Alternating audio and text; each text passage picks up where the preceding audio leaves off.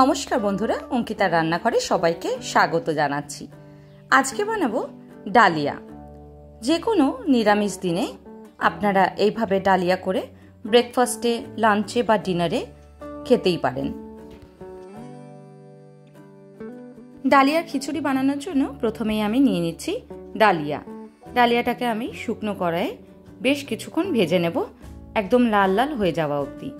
গ্যাসের ফ্লেমটাকে একদম লোতে করে রেখে ডালিয়াটাকে ভালো করে ভাজবো, যতক্ষণ না এর থেকে সুন্দর একটা গন্ধ বেরিয়ে আসছে আর তারই সঙ্গে ভালো করে ভাজাটাও হয়ে যাচ্ছে।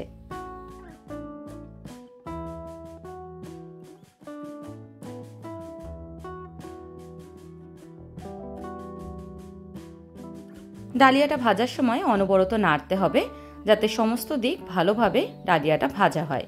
দেখুন, এইভাবে রং বদলাতে শুরু করলে এটাকে অন্য একটা পাত্রে নিয়ে নেব। অপরদিকে একটা কড়াইতে আমি সর্ষের তেল গরম করে নিচ্ছি। এই রান্নাটা আমি সর্ষের তেলে করছি, আপনারা চাইলে অবশ্যই এটা সাদা তেলেও করতে পারেন।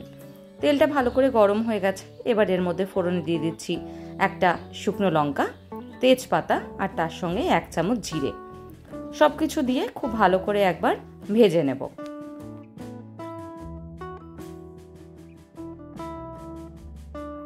ফোড়নটা ভালো করে ভেজে নিয়ে এর মধ্যে এবার দিয়ে দিচ্ছি একদম ছোট করে কেটে নেওয়া আলুর টুকরোগুলো।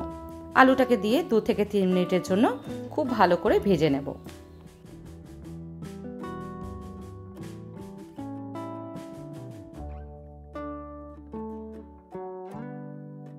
ভালো করে আলুটা ভেজে নিয়েছি, এবার দিয়ে দিচ্ছি একই রকম ছোট করে কেটে নেওয়া গাজর। গাজর আর আলুটাকে এবার 3 থেকে 4 মিনিটের জন্য ভাজতে থাকবো।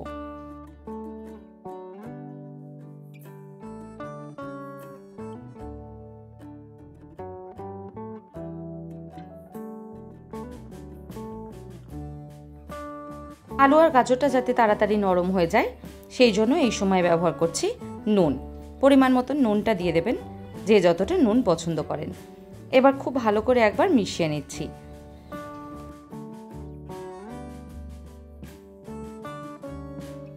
এবার এর মধ্যে দিয়ে দিচ্ছি পেঁয়াজ।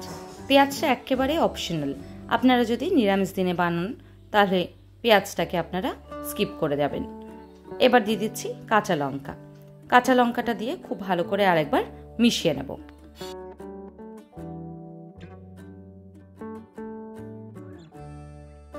সবজিগুলো এবার ভালোভাবে সেদ্ধ হয়ে যাওয়া অবধি অনবরত নাড়তে থাকবো।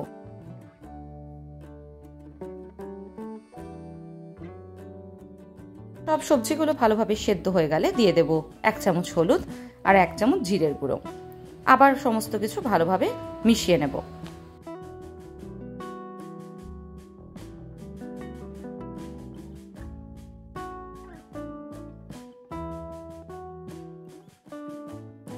মশলাটাও সবজির সাথে ভালোভাবে মিশিয়ে নিয়েছি। এবার দিয়ে দিচ্ছি আগের থেকে ভেজে রাখা ডালিয়াটা।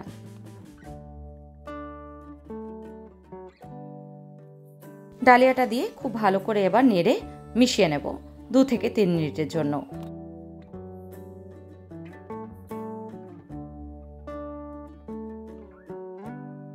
গ্যাসের ফ্লেমটাকে এই সময় একদম লোতে করে রাখবেন, যাতে ডালিয়াটা পুড়ে না যায়।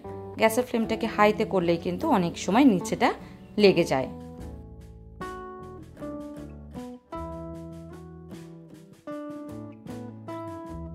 দু মিনিটের মতন ভালোভাবে ডালিয়াটাকে ভাজা হয়ে গেছে। এবার এর মধ্যে দিয়ে দিচ্ছি জল। এখানে আমি 2 কাপ ভরে জল ব্যবহার করছি। ডালিয়াটা সেদ্ধ হতে বেশ কিছুক্ষণ সময় লাগে, তাই জলের পরিমাণটা একটু বেশি ব্যবহার করতে হয়।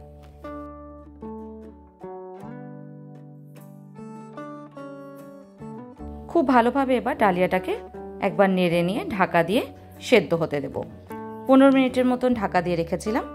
মিনিট 15 পরে ঢাকাটাকে খুলে দিচ্ছি। দেখুন, ডালিয়াটা খুব ভালো সেদ্ধ হয়ে গেছে। এই সময় যদি আপনারা চান তাহলে ডালিয়াটা এইভাবেও নামাতে পারেন, আবার এর মধ্যে জল দিয়ে হালকা পাতলাও করে দিতে পারেন।